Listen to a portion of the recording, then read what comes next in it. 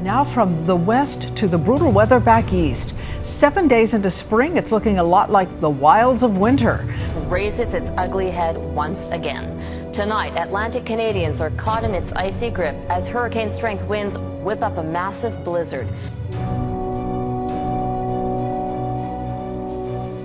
The storm of the century is almost upon us. This could be the last days of man. I have to make sure I'm prepared.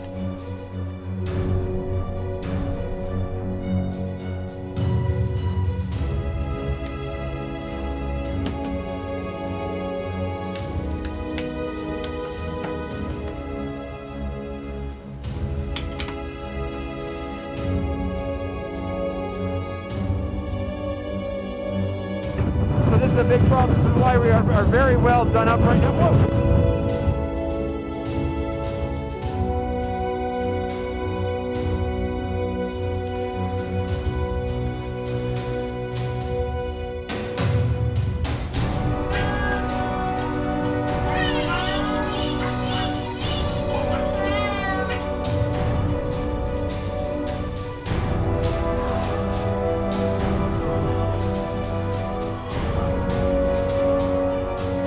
I'm so hungry. This is my last can of Vienna sausages. Can't stay warm. Oh, I could start a fire or something, but I don't have anything to burn. I could burn my Nintendo powers. I'd rather freeze.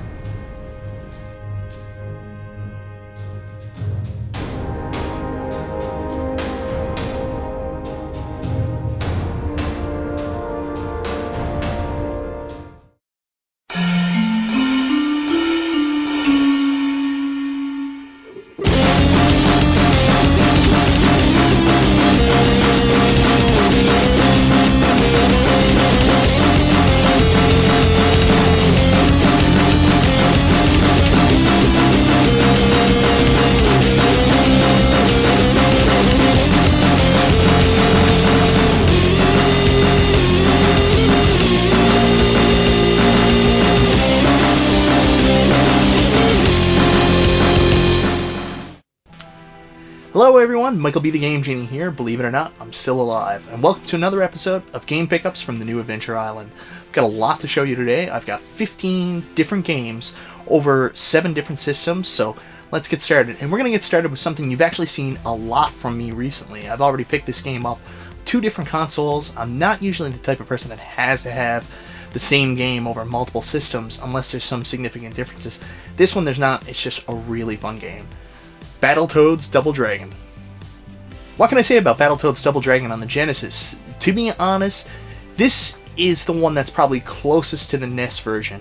In terms of the way the graphics are done, it's very, very similar, although a little bit enhanced. And to be honest, a lot of people really kind of get down on the Genesis for its musical capabilities, but I gotta tell you, I love the music in this game. It was just fantastic.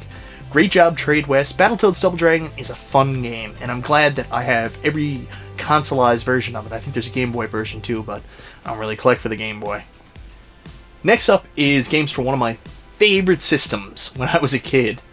Believe it or not, though, this is a game that I absolutely hate, but I was told that I should definitely get the Sega CD version because music certainly made it a better experience. Yeah, believe it or not, guys, I picked up Echo the Dolphin. Well, what can I say? It's Echo. It's the same gameplay that I've already told you I don't really enjoy. The music is definitely better. It's got an amazing soundtrack that definitely improves upon the one in the Genesis that I found very grating. Again, like I said, it's got the exact same sound effects, and it's got the same graphical presentation. There's no improvement there. Just the music's a lot better, but it still doesn't make it a game I want to play. The really cool thing about that disc is, actually on the backside, there's another Sega CD game, and it's the Sega Classics Collection. Well, the Sega Classics Collection, you're really not getting anything new here. This is basically just 5 great Sega Genesis games that have been put onto this one disc. There's no improvement in music, anything like that. It's the exact same thing. So, yeah, I mean, if you like this game, if you like this, and you're a space saver, you want to save some space, it's a great way to put 5 classic Genesis games on your collection without taking up a lot of room. Next up is a game that I have absolutely never seen before. I'm a huge fan of the Sega CD, but to tell you the truth, to be honest, I don't know a lot about the games for it, so I came across this game in the store, and I knew I just had to have it. Soulstar on the Sega CD.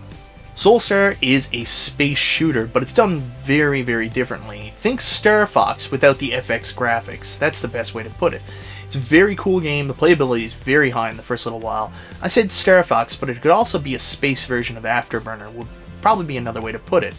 It's really fun when you play the first stage, until you get to the boss battle and the base. That's the point where I get really uninterested. It turns into this 3D dynamic where you've got to take on the boss, and I've never been able to get past that part. But when I actually learn this and I put more time into it, I think this is going to be fun. It's got great music, it's got a really good presentation. Just don't like the boss battle. And the Sega goodness doesn't stop there. I actually picked up some games for a Sega system that I don't talk about collecting for a lot, but I'm actually a huge fan of, and I am collecting it. It's one of the systems I didn't have when I was a kid. That's the Sega Master System. But to be honest, games don't come up here very often. When they do, you really got to jump on them to get them. Anyways, I found 2 of these in Marystown in a store called Peninsula Video Games, and they were 2 games for the Master System I've been looking for an extremely long time. First up is Rampage. I mean, what can I say? It's Rampage. It's the same Rampage we played anywhere else. I've always heard that the Master System was probably the best version, and I like it. It's fun. It's not something I'm going to put a ton of time into and sit down and try to finish, but it's definitely a good pick-up and play game for me. Next up is a game I'm extremely excited about, and I'm going to be honest, I've been looking for this one hardcore. Well, as hardcore as you can get when you're looking for games around here. Anyways, this is a Master System game that's up there on the list of games I had to have. The other one I really want to get is Golden Axe Warrior, but it's a little bit more pricey. Anyways, this one I finally found, and I'm so excited. Govelius. Did I say that right? Govelius. If you were a fan of The Legend of Zelda on the NES, but you were a Master System person, Govelius was the go-to game. This is very similar in style to The Legend of Zelda, but at the same time very different. It's got that kind of quasi 3D aspect when you're fighting. When you get into some of the dungeon stages, they actually scroll and you've got to play through. It is very, very challenging, I'm not going to lie to you, but at the same time very rewarding and very fun. Govelius is an excellent game, and if you're a Master System enthusiast and this is not in your collection, definitely advise you to pick it up. Moving into the land of the big N, I picked up a game recently for, honestly, a system I haven't had hooked up in about a year, but recently hooked it up again, and I've just been having so much fun going through my small library of games, and I've also picked up some games that I've been looking forward as well. One of which, Eternal Darkness, Sanity's Requiem. I got a really cool story about this too. So Eternal Darkness, Sanity's Requiem, I've been looking for this game for about, I don't know, maybe 2 years now, but it kind of is all over in price when you look online and locally. Last time I actually saw it was at a flea market and they wanted $70 for it, and I was like, you're crazy. But anyways, it's something I've always kept my eye on, and eventually one came up here locally on a Game Trades page. So I messaged the guy and I said, hey, I'm definitely interested in buying it. He wanted $25 for it, and or it might have been $35. I can't remember what I actually paid for it afterwards. But I messaged him back and I said, yeah, definitely. I'm definitely interested in getting Eternal Darkness. It's a game I've wanted for a long time. So I went over to his house, and when I went to the door, he started telling me a story that he was actually one of the developers on the game. We have a small video game design firm here called Blue Ocean. I don't know if it's still called that or not, but I think he might be working there. But originally he was working for Silicon Knights, and he actually worked on the fear effects of the game. Very cool. There's also another story to this game as well, too. When I was younger, we despised this game. This game was a bargain bin game at EB Games or GameStop. It was a $15 GameCube title. It really didn't sell well.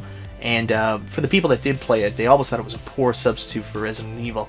I remember calling it Eternal Darkness Sanity's Rectum because we thought it was shit. Anyways, it's a very interesting game, and definitely one that I really enjoy having in my collection now. It's definitely aged. You can tell the difference as soon as you see the detective at the beginning and his face. He looks like he's completely deformed. You can see that graphically it's good, but it doesn't really stand up. Moving on to portable systems, you guys all know I don't really collect for the Game Boy. I don't collect for the Game Boy Color. I don't really collect for the Game Boy Advance. I'm not a portable collector. But every now and then, I will pick something up, especially things I'm interested in. One of which happens to be the sequel to a great Nintendo game. Well, I don't know about great, but a Nintendo game of legend. And that is Kid Icarus of Myths and Monsters. I've never really been a big fan of the original Kid Icarus on the NES, but I've always heard good things about the Game Boy title, Kid Icarus of Myths and Monsters. So I saw it for sale at local shop here, Games Exchange, and I questioned them on the price, and they gave me a better price, which is definitely much more on terms of what it sells for online. So you don't see Game Boy stuff here a lot, so I decided to pick it up and play it. And you know what? I actually find this a lot more fun than the NES title, so I see what people are saying. This is definitely a better game. Is it something that I'm going to sink a ton of time into? No, but it's pretty fun. And another Game Boy game that I actually have been looking for forever, because this is the only Game Boy game from my childhood collection that I just couldn't find anymore, and I guess I thought it disappeared, but I finally found another copy. TMNT, Teenage Mutant Ninja Turtles, Fall of the Foot Clan. Fall of the Foot Clan is not an amazing game by any means. Actually, to tell you the truth, it's nothing like the Turtles 2, the arcade game, or Turtles 3, or Turtles in Time. To tell you the truth, if I had to explain it to somebody, I would say the style is more like maybe Splatterhouse would be the best way to put it, because you're really limited. You have to scroll across and the enemies come at you. And honestly, with the hit detection too, it's kind of similar. So if you're looking for a comparison, it's like TMNT met Splatterhouse. But you know what? It's really a lot of fun. The characters are really well drawn, the enemies are well drawn, especially the end bosses like Bebop and Rocksteady, so well drawn. Great job on a TMNT Game Boy game, and one I always had a lot of fun with when I was younger, especially the music. They've got a great rendition of the TMNT track, so very cool, and very excited to have it back in my collection. You know, for somebody who's supposed to be collecting predominantly for the NES, I sure am finding a lot of other stuff. I'm not a huge N64 collector. Like, pretty much I have all the games I want to get. Maybe I want to get Ogre Battle 64, I don't have that one yet. That might be on my radar sometime soon. But every now and then, a couple games do come up that I am extremely interested in. One of which is a racing game that, honestly, I never really got into, going back to its original predecessor on the Super Nintendo. But I got the Super Nintendo game a little bit later. I found out I actually really liked the series, and I heard really good things about the GameCube and N64 version of the game. I'm still missing the GameCube version, but I now have F-Zero X on the GameCube. Fun. Yeah, fun is the best way to put it. F-Zero X is a pretty good game. Graphically, it's not going to blow anybody away. Like all the pundits and people who think they're experts, the graphics don't hold up. Of course not. It's an N64 game. So, but for what it is, it's actually a really good looking game. The cars go really fast, the racing's very tight and very fun, and the music is same on the Super Nintendo. It's the stuff of legend. Like, there's a really cool rock heavy track. There's some redone tracks from the original game. F-Zero X, a very fun racer. If you can get it for a good deal, definitely pick it up. I talked about the N64 games that I actually have been looking for. Well, this is one that I certainly was looking for. When I was younger, I made the brutal error of pre-ordering and paying way too much for Castlevania on the N64. I mean, I was so excited about the game. I pre-ordered it, I went and picked it up, I took it home and played it, and I was furious. I debated on whether or not trying to take it back. It was that bad. Well, it's not that horrible. It's just not that good. I mean, it's an absolute slog to play. Anybody who's played it, you know what I'm talking about. So I gave up on it. I never played any other Castlevania games until the great PS1 and the Game Boy Advance games. Years later, I found out that there was actually a sequel in the N64 called Castlevania Legacy of Darkness. And I heard it was actually an improved version of the game that was very playable and very fun. Well, I had to try this out. I mean, I'm a Castlevania nut. If there's a good N64 Castlevania out there where they actually made it work, I gotta try it. So I've been looking for it for a long time. I finally came across Castlevania Legacy of Darkness. Well, where do I even start in talking about this game? It is designed the exact same way as the original Castlevania on the N64, which at times can be very frustrating. Any platforming you do in this dynamic is just brutal. I mean, I don't understand how these games came out so late in the N64's life cycle and they didn't get the platforming aspects right. One area they definitely improved on was the combat, because now the characters attacked auto-targets the enemies on the screen and other items, so that definitely improves the experience, because hit detection in the first game was just an absolute nightmare. That's a lot better, the boss battles are better, the music's a lot better, and even the storyline, the way things work. Hey, I saw Dracula and the Grim Reaper at one point. Really work very well, and it ties into the happenings later on in Castlevania, so it successfully even made me want to go back and play that game again, so good job, Legacy of Darkness. Definitely a fun game, not an easy game to find, also not an amazing game, so you guys don't rush out and spend too much for this game. If you can find it at a good price, yeah, I'd advise you to pick it up, but it's more of a collector's thing. It's not something you need to play, in my opinion. Moving along to the Super Nintendo, I got some really cool Super Nintendo stuff recently. First one of which is a sequel to one of the best Super Nintendo games there is, ActRaiser. ActRaiser 2. And this was a gift from my beautiful wife. So where do we start in ActRaiser 2? ActRaiser 2 is more the same from the original ActRaiser, but not as good. I guess that's the best way to put it.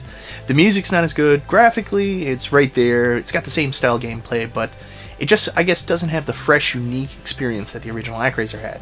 Hey, it's still a lot of fun. It's still a very cool game to have in my collection. Even more so because my wife went out of her way to get it for me. I love you, Lara. You're wonderful. Next up is a game by Atlas, and surprisingly, it's not a side-scrolling platformer or an RPG of any sort. It's a side-scrolling shooter. I didn't even know they made those. Blazon. Well, how do I describe Blazon? Blazon is a poor man's R-Type.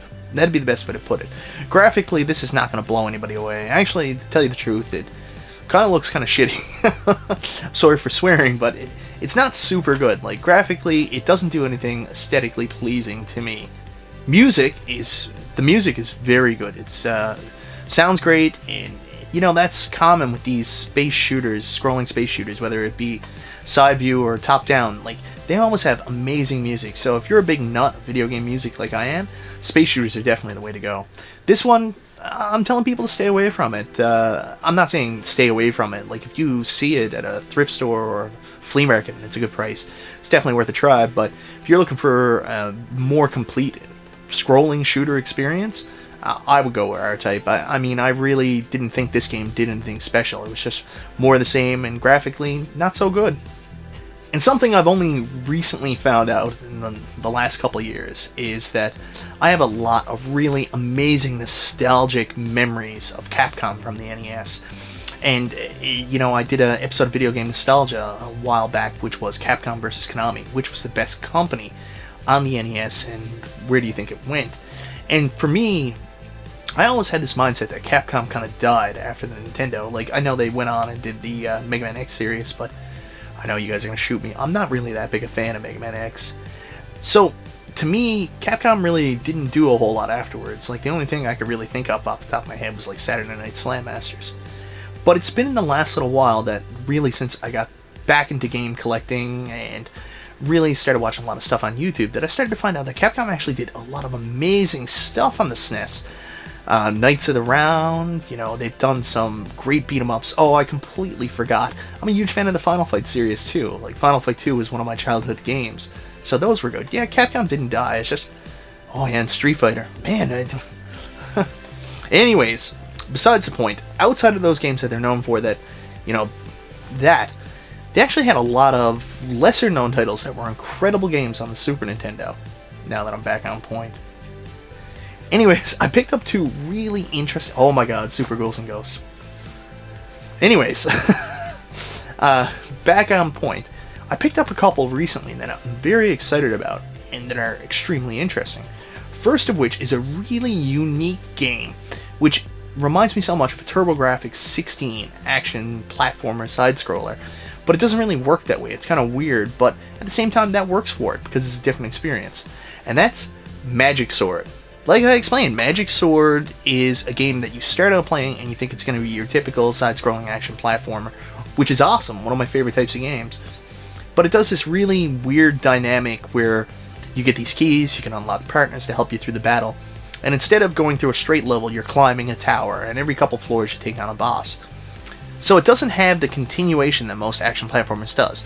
It's still a side-scrolling action platformer, but that dynamic makes it a little bit different. But you know what? That's good to change it up every now and then. Definitely a game I'm going to spend a lot more time with. Graphically, it looks good, the music's fantastic. Magic Sword is a fun game. And last but not least, another Capcom classic game. It's actually kind of funny. The night I picked this up, I was in another store called Netherworld Collectibles. You guys know it's one of my big haunts. We were talking about rare and expensive games that had come into the store that, for some reason, they've had bad luck with. So they said they had a copy of this game that came in, beautiful mint, and it just wouldn't work. This was right after what happened with my Conker's Bad Fur Day. So we get to talking about this game, and it was the first time I had ever heard of it. So just because this is the way I am, like I get in these moods, I want to go to game stores. I went over to our other big game store here called Games Exchange. Sure enough, it's sitting there in the counter. The guy offered it to me. I told him, I can't pay full price for that right now, and he gave me a deal. So I just couldn't say no, and I picked up King of Dragons on the Super Nintendo. Oh, this is fun. King of Dragons is a lot like one of those old Dungeons & Dragons arcade beat-em-up style games. It is a lot like it. In fact, I've been told that it is in fact a Dungeons & Dragons side-scrolling beat-em-up game.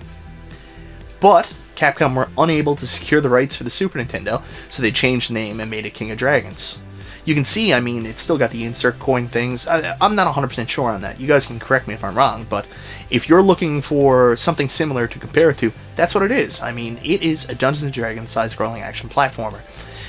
The music's very good. The characters are a little bit small, but that's not necessarily a bad thing. I usually like bigger characters in an action platformer, and I heard Knights of the Round is very different in that way. The characters are a lot bigger, but this is still very good. Very Altered Beastie, too. The only, I guess, complaint I would have is the levels are actually really short, and you jump around a lot. So when it comes to actual level design, sometimes you can get to a boss on a level in less than a minute. But other than that, really fun game. You have your basic attacks as you go along. You build up your level, which improves your hit points. You also get different swords and shields, which improve your attack and your defense. And of course, there's magical abilities that you can either get as a one-time stage-clearing orb comes across, you hit it, and it kills everything on screen. Or you have your own magical ability, which at first is excellent and is really helpful with the bosses. But as you go on later, you find out it's better to kind of clear the screen when there's a number of enemies that are hard to take down without losing a lot of energy, and then save your basic attacks and your energy for the boss battles, which the magic really doesn't help you with the further you get along. Overall, a fantastic game, and it's actually really put a taste in my mouth to go find Knights of the Round now too, but that's an expensive one too. Anyways, King of Dragons, really, really, really cool. Definitely go check it out. So anyways, guys, that's everything I got this time. I got some really cool games. I'm really excited to finish this video so I can go play them a little bit more, especially King of Dragons. I might actually do a review of that down the line. Who knows? Anyways, guys, thank you very much for watching. Definitely some cool games that you should all check out. This is Michael B. the Game Genie, and I'll talk to you next time. Hey guys, Michael B. the Game Genie here with a quick collecting tip. Right now, prices are at an all-time high for video games, and people are a lot more knowledgeable, just the general people selling them. Sometimes you'll even go to a garage sale, and you go and you say how much for the games, you just see a box of games, and the person pulls out their phone, whips up eBay, and tries to find prices. So with prices being so high, the best thing to do is get the games you want to get. You understand what I mean? Get the games you think you'd be interested in playing. Don't focus on price, value, rarity. Just collect things you want to play. That's the best way to do it. You'll be a lot more thankful for your enjoyment versus your pocketbook. Your return on investment will be a lot higher. So make sure before you buy a game, it's something you're really interested in and you're not just buying it for its rarity.